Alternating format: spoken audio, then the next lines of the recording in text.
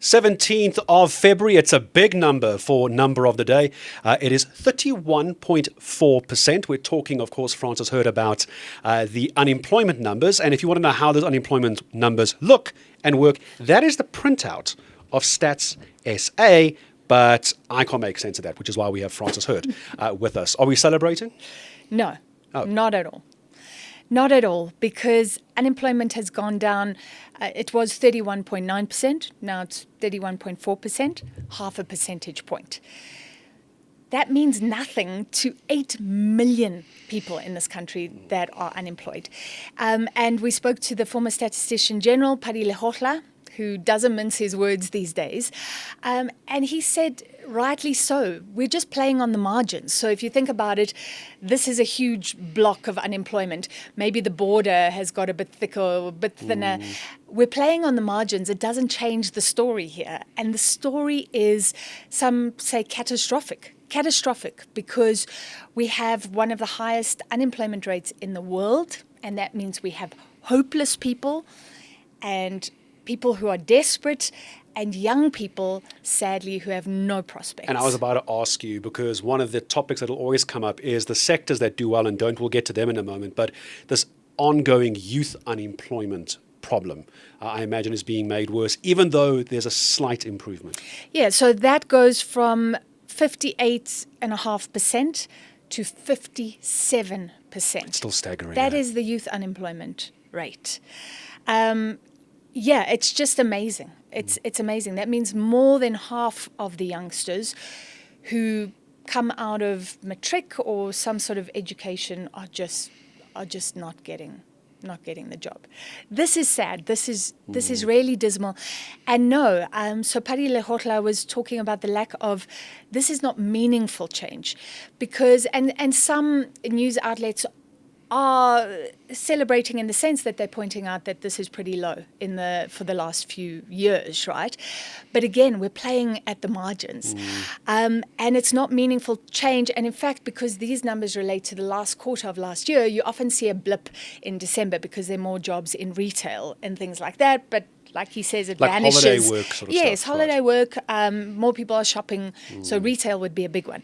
And we can look at some of the sectors. But no, the overall story is just, we're stuck. Yeah. We're stuck. Let's not pop the cork on this one just No. yet. And I imagine when we hear from the president later this week during the State of the Nation reply, which is the reply to the debate, the government is obviously going to try and sell this as very, very good news, because they'll take any kind of good news at the moment.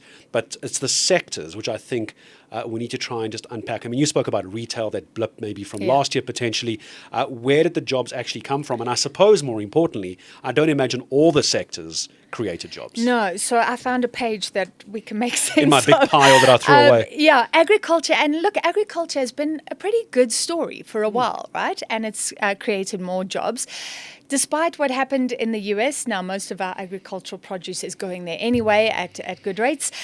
Agriculture good. Mining, job losses. And that is... it really brings home what we've been talking about, Gareth, that we are seeing this commodities boom, in a sense, gold and platinum soaring. Silver, that's where we doing play, well at the moment. silver, but we are more in gold and platinum as South Africa. And no, the mines are not expanding. And in fact, they're still shedding jobs.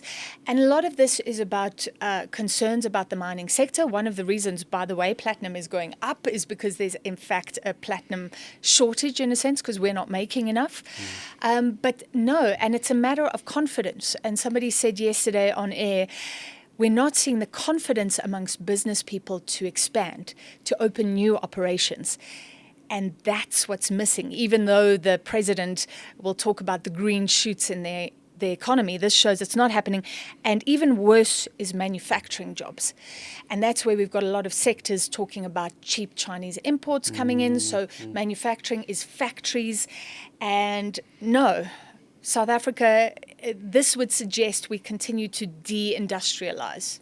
And I know we're going to unpack this a lot more throughout the day and the coming days on ENCA itself, but there's always this word, and I know this gets very, very complicated and tricky, but you have those who are the job seekers, who are actively seeking and then those who aren't actively seeking. But then they start divvying all these numbers up. We don't have to go into the numbers, but I think people need to also remember there's complicated ways that they measure this unemployment rate, isn't it? And this is important because many would say the real figure is not even 31.4%.